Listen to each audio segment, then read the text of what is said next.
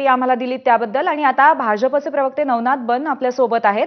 नवनाथ जी, आपलं स्वागत आहे एबीपी माझामध्ये। आणि आता जी घडामोड घडतीये, मुख्यमंत्री देवेंद्र फडणवीस आणि राज ठाकरे या संदर्भामध्ये आपण काय सांगाल? मुख्यमंत्र्यांशी भेटीचं कारण काय राज ठाकरेंच्या?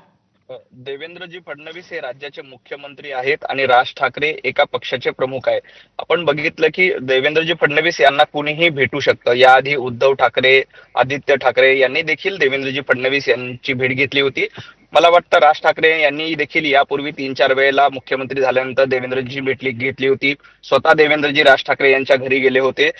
एखादं विकासाचं काम असू शकतं, एखाद्या प्रकल्पाबद्दलची चर्चा करण्याचं कारण असू शकतं। कारण प्रत्येक वेळेला दोन नेत्यांच्या भेटीचा राजकीय अर्थ काढलाच पाहिजे असं नाही।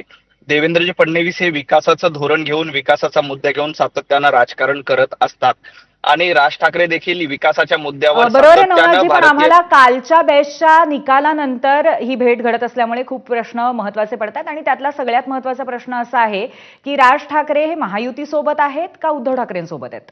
आता तूर्त राज ठाकरे कुठे आहेत याचं उत्तर राज ठाकरेच खूप चांगल्या पद्धतीनं देऊ शकतात। परंतु एक गोष्ट मात्र आपण निश्चितपणे बघितली पाहिजे की गेल्या काही दिवसांपासून सातत्यानं राज ठाकरे हे हिंदुत्ववादी भूमिका घेत आलेले आहेत आणि त्यांची ही भूमिका भारतीय जनता पार्टीला पूरक असली भूमिका आपण सातत्यानं बघत असतो। आता या भेटीमध्ये त्याबद्दल चर्चा आहे का नाही याच्याबद्दल मला कल्पना नाही, परंतु एखाद्याचं विकासाचं काम, महाराष्ट्राचं हित डोळ्यासमोर ठेवून जर का त्याबद्दलचा निर्णय होणार असेल आणि विकासाच्या मुद्द्यावर या दोन्ही नेत्यामध्ये चर्चा होणार बरोबर असेल आहे तर नवनाथजी, तुमचा हिंदुत्वाचा किंवा विकासाचा मुद्दा तर तुम्ही आता मांडलेलाच आहे, पण त्याचबरोबर आता राज ठाकरे नक्की कुठे आहेत हे त्यांनाच माहिती असं म्हणताना एक मिस्किल हसू तुमच्या ओठांवरती उमटलं होतं। त्यामुळे हा प्रश्न पुन्हा एकदा विचारावा वाटतो की तुमच्या मते राज ठाकरे सध्या कुठे आहेत?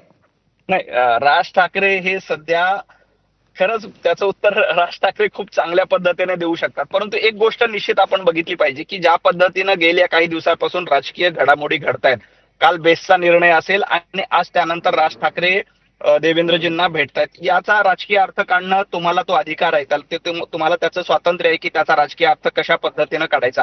पण भारतीय जनता पार्टी म्हणून मी सांगू शकतो की भारतीय जनता पार्टी सातत्यानं विकासाचं राजकारण करत आलेलं आहे। पंतप्रधान नरेंद्र मोदीजी असतील किंवा देवेंद्रजी फडणवीस असतील, हे सातत्यानं विकासाची भूमिका घेतात आणि या विकासाच्या मार्गावर आणि हिंदुत्वाच्या मार्गावर जर का बरोबर आहे, त्यामुळे साथ द्यायला तो जवळीकीचा मुद्दा असू शकतो राज ठाकरे आणि त्याचबरोबर भाजपच्या दरम्यान। पण आज खासदार संजय राऊत असू देत किंवा इतरही शिवसेनेचे ठाकरे गटाचे नेते असू देत, कालपासून सातत्याने असं म्हणतायत की पतपेढीची जी निवडणूक झाली तो एक खूप छोटा भाग आहे, त्याचा काहीही परिणाम इतर गोष्टींवरती होऊ शकत नाही। तुम्हालाही तसंच वाटतं का? कसं असतं, महापालिकेच्या निवडणुका जवळ आलेल्या आहेत आणि त्या पार्श्वभूमीवर एक लिटमस टेस्ट आपण सर्वे करतो आणि त्या सर्वे मधून जो निकाल समोर येतो त्याच्याप्रमाणे साधारणतः निकाल लागतात। तशाच प्रकारचा मुंबई महापालिकेच्या पूर्वीचा एक मोठा सर्वे बेस्टच्या निमित्ताने झालेला आहे आणि बेस्ट मध्ये भारतीय जनता पार्टी म्हणजे शशांकराव देखील भारतीय जनता पार्टीचे नेते आहेत आणि प्रसाद लाड देखील भारतीय जनता पार्टीचे नेते आहेत। या दोघांच्याही नेतृत्वामध्ये पूर्णपणे बहुमत भारतीय जनता पार्टीला मिळालं।